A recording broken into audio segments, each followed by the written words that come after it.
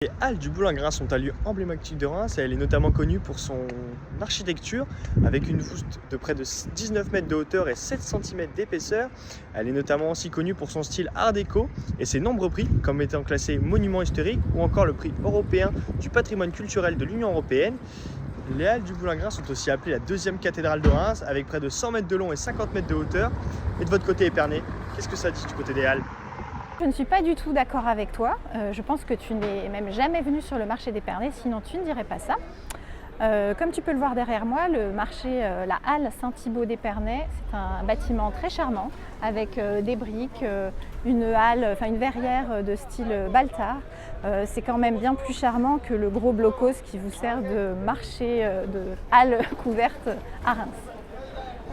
Je vous rassure, Épernay, les Halles du Boulingrin à Reims, ce n'est pas seulement une vaste architecture, c'est aussi un lieu de vie, un lieu d'animation. On y retrouve différents salons toute l'année, comme des forums job, des forums étudiants, mais c'est aussi un lieu de marché. On y retrouve le marché alimentaire 3 fois par semaine, ou alors un marché aux livres, un marché aux puces, ou bien même un marché d'artisans 2 fois dans l'année. Mais c'est aussi le lieu où la grande dégustation de l'Union se réunit chaque année.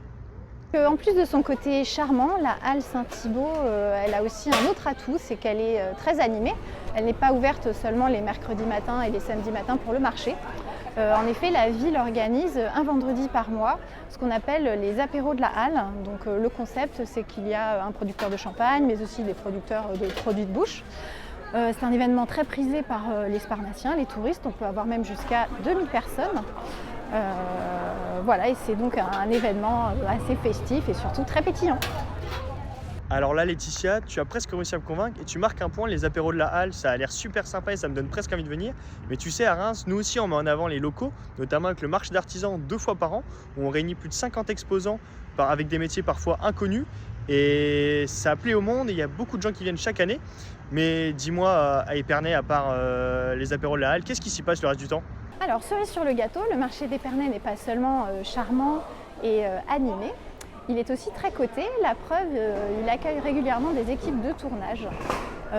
Citons par exemple en 2022 l'équipe de tournage du film La Tortue, avec comme actrice la très célèbre Catherine Deneuve. Excusez du peu.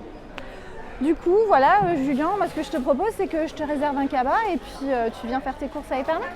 Comme tu disais au début, c'est vrai que je ne suis jamais venu aux Halles d'Épernay, mais ton invitation me plaît bien et je vais prendre mon petit sac à cabas, je vais venir voir, mais je t'invite aussi à venir voir les Halles du Boulingrin à Reims, elles en valent le détour.